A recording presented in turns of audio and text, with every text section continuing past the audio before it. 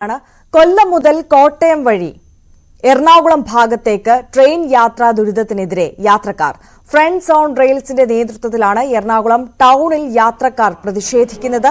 വിവരങ്ങളുമായി ആജ്ഞ രവീന്ദ്രൻ എറണാകുളത്ത് നിന്ന് ചേരുകയാണ്. ആജ്ഞ, ഏറെക്കാലമായുള്ള ആവശ്യമാണ് അവരുടെ യാത്രാ ദുരിതത്തിനൊരു പരിഹാരം കാണണമെന്നുള്ളത്. പക്ഷേ ഒരു നടപടിയിലേക്കും കാര്യങ്ങൾ എത്താത്തതുകൊണ്ട് വലിയ പ്രതിഷേധത്തിലേക്ക് കടക്കുകയാണല്ലേ?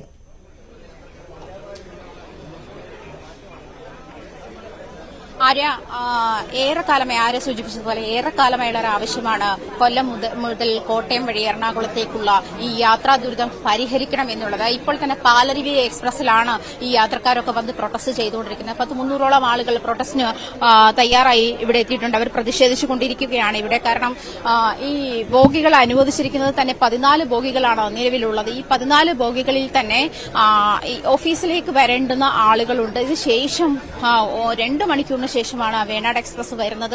ഇത്തരം സാഹചര്യങ്ങൾ ഇതിനിടയ്ക്ക് ഒരു മെമ്മോ അനുവദിച്ചാൽ തീരുന്ന പ്രശ്നമേ ഉള്ളൂ.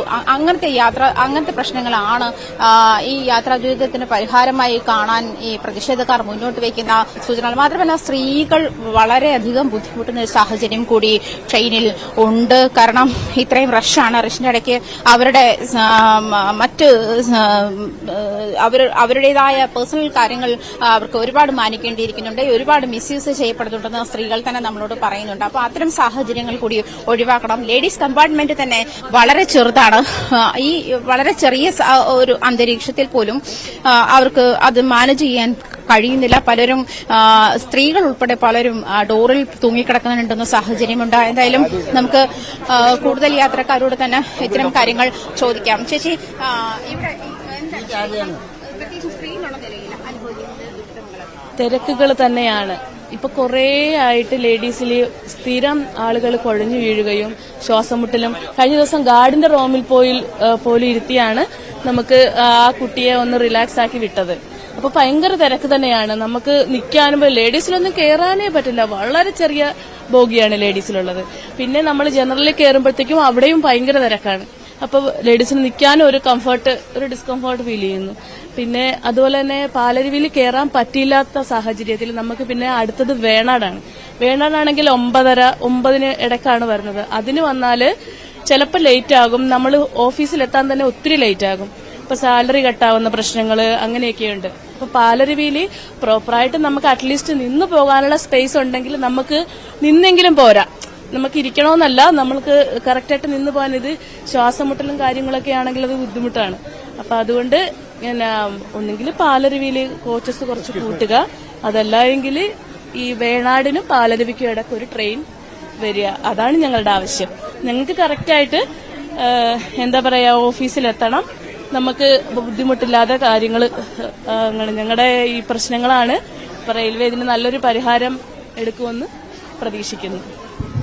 എന്തായാലും ഇവർക്ക് നമ്മൾ കേട്ടതുപോലെ തന്നെ സ്ത്രീകളുടേതായ പ്രശ്നങ്ങളുണ്ട്. ഓഫീസിൽ ജോലി നോക്കുന്ന ആളുകളാണ്. അത് ഓഫീസിന്റെ റൂളുകളുണ്ട്. എല്ലാവരും സർക്കാർ ഓഫീസുകളിലെ ഫെമുകളിൽ ജോലി ചെയ്യുന്ന ആളുകൾ ട്രെയിനിനെ മാത്രം ആശ്രയിച്ച് വരുന്നവരാണ് പലരും. സോടി എത്തുന്ന സമയത്ത് ട്രെയിനിന് വീട്ടിലെ എല്ലാ ജോലിയൊക്കെ തീർത്തിട്ട് നമ്മൾ ഓടിപ്പിടിപ്പെടുത്ത ട്രെയിൻ ദിവസങ്ങളിൽ കയറാനേ പറ്റിയിട്ടില്ല പാലരുവിയിൽ. അതാണ് ഇവർ നേരിടുന്ന പ്രധാനപ്പെട്ട പ്രശ്നം. സ്ത്രീകളുടെ ഭാഗത്തു നിന്നും ആലോചിക്കുമ്പോൾ ഇത് വളരെ കൺജസ്റ്റഡ് ആയിട്ടുള്ള ബോഗികളാണ്, കമ്പാർട്ട്മെന്റുകളാണ്. 2 ബോഗികൾ അധികം അനുവദിച്ചാൽ തന്നെ പരിഹരിക്കാവുന്ന പ്രശ്നമേ ഉള്ളൂ എന്നാണ് ഇവർ ചൂണ്ടിക്കാട്ടുന്നത്. 14 ബോഗികളാണ് ഇപ്പോൾ പാലരി എക്സ്പ്രസിനുള്ളത്. പാലരി വന്ന ശേഷം പിന്നീടുള്ളത് വേണാട് എക്സ്പ്രസ് ആണ്. വേണാട് എക്സ്പ്രസിന് പിന്നാലെ ഓടുമ്പോൾ ഈ പറഞ്ഞതുപോലെ അവർക്ക് സമയത്തിന് ഓഫീസിൽ എത്താൻ പറ്റാത്ത അവസ്ഥയുണ്ട്. ലേഡീസ് കമ്പാർട്ട്മെന്റിലാണെങ്കിൽ തന്നെ നിന്ന് തിരിയാൻ പറ്റാത്ത സാഹചര്യമാണുള്ളത്. എന്തായാലും കുറച്ചു നാളുകളായി ഈ യാത്രക്കാർ ഈ വലിയ ദുരിതം അനുഭവിക്കുന്നുണ്ട്. ഈ വലിയ ദുരിതത്തിന്റെ പരിഹാരം എന്നുള്ള നിലയിലാണ് ഇപ്പോൾ ഈ പ്രൊട്ടസ്റ്റുമായി ഇവർ മുന്നോട്ടിറങ്ങിയിരിക്കുന്നത്. എന്തായാലും 300-ലധികം യാത്രക്കാരുടെ ഒരു കൂട്ടായ്മ തന്നെയാണ് ഈ ഒരു പ്രതിഷേധത്തിന് മുന്നിട്ടിറങ്ങിയിരിക്കുന്നത്. ആജ്ഞ, ഇതൊരു സൂചനാ പ്രതിഷേധം എന്ന നിലയ്ക്കാണോ അതോ നടപടി ഉണ്ടാകുന്നതുവരെ പ്രതിഷേധം തുടരാനാണോ തീരുമാനം?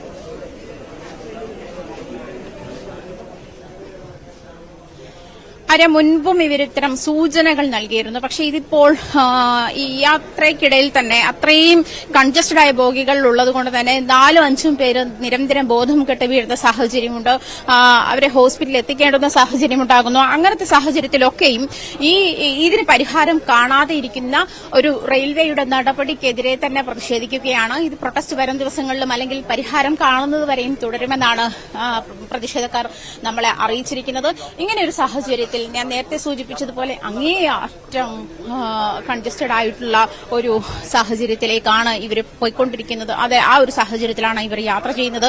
ഇത്തരം സാഹചര്യത്തിന് പരിഹാരമുണ്ടാകണം എന്ന് തന്നെയാണ് യാത്രക്കാരുടെ ആവശ്യം. ഇത് നിരന്തരം അവർ നേരത്തെയും നമ്മൾ ഇത്തരം ഒരു പ്രൊട്ടസ്റ്റ് നമ്മൾ തന്നെ റിപ്പോർട്ട് ചെയ്തിട്ടുണ്ടായിരുന്നു. ഇത് നിരന്തരം ഇങ്ങനെ ഇതിനുമായി പരിഹാരമുണ്ടാക്കാത്ത ഒരു നിലപാടുമായി റെയിൽവേ പോകുന്നത് കൊണ്ട് തന്നെയാണ് യാത്രക്കാരുടെ ഈ ഒരു കൂട്ടായ്മ ഇങ്ങനത്തെ ഈ ഒരു പ്രൊട്ടസ്റ്റിലേക്ക് ഇറങ്ങിയത് എന്നാണ് മനസ്സിലാക്കാൻ കഴിയുന്നത്.